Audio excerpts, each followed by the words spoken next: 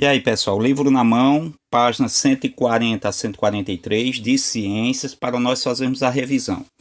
Olha só, na primeira questão a gente tem compare o modo de infestação da malária e da doença de Chagas, né?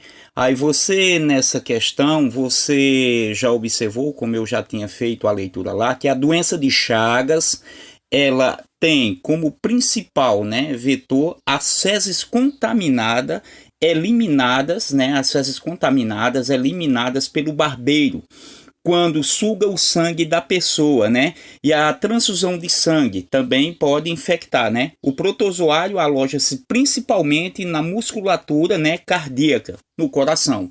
E já a malária é pela picada do mosquito fêmea, né? Anopheles, né? O protozoário aloja-se nas células do fígado, né? Aí provoca uma doença, né, muito comparada ao que a gente conhece como dengue, né, os sintomas, febre alta, dor de cabeça, calafrios e assim por diante, né, mas ela ataca as hemácias, os glóbulos brancos, né, e o mecanismo de defesa, isso é interessante, um é provocado pelo protozoário, né, Trypanosomas cruzi, e a outra é provocado pela picada do mosquito fêmea, o Anopheles, tá ok?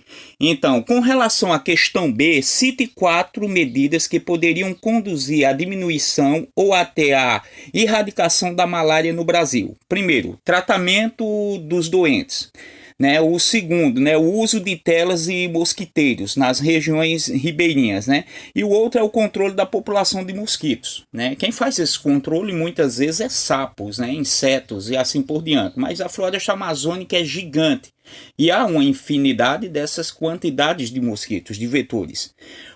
A segunda questão, com relação, né, aos telejornais noticiados recentemente que uma seca acentuada causou o aumento nos casos de malária na Amazônia.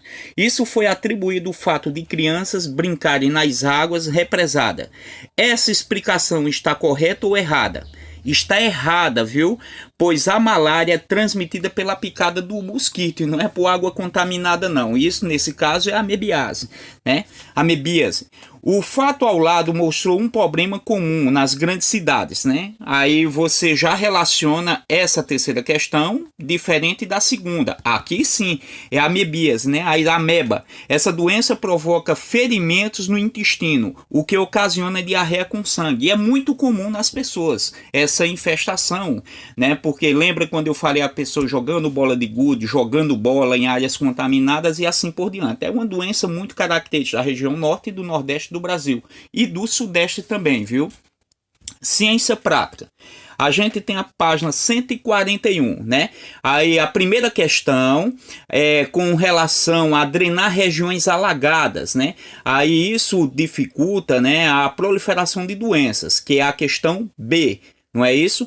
A segunda questão é o protozoário Trypanosomas, né, transmitido pelo barbeiro, né? Essa segunda questão, que é a questão C. Repetindo, primeira questão, B, segunda questão, C.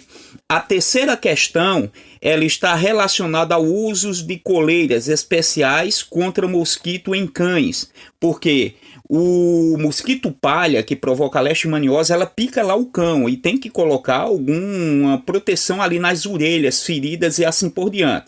A quarta questão está relacionada aos protozooses, né? O grupo das protozooses, as doenças provocadas por protozoários, como a gente explicou na aula anterior, né? Então a quarta questão é a C. Repetindo, terceira questão é a E, quarta questão é a C. A quinta questão do nosso livro é a ameba, né? A amebíase, né? Como você tem aí, a gente trabalhou essa questão. A sexta questão é a leishmania, né? Que é provocada pelo mosquito, né? O rato faz o processo desse ciclo para terminar no vetor, né, que é o mosquito. E esse vetor ele transmite para o homem, que é o hospedeiro definitivo disso, né? O cão é intermediário, é o ciclo ilustrado abaixo da leishmania. A sétima questão a gente trabalhou ela também, que é a amebíase. Lembra da lavar as mãos, questão do vaso sanitário, cortar as mãos direitinho, com aquela questão relacionada ao jogo de bola de gude. Não é isso? Então, a gente focou bem esses assuntos, debatemos ele na sala e está aí para você fazer uma correção, tá ok?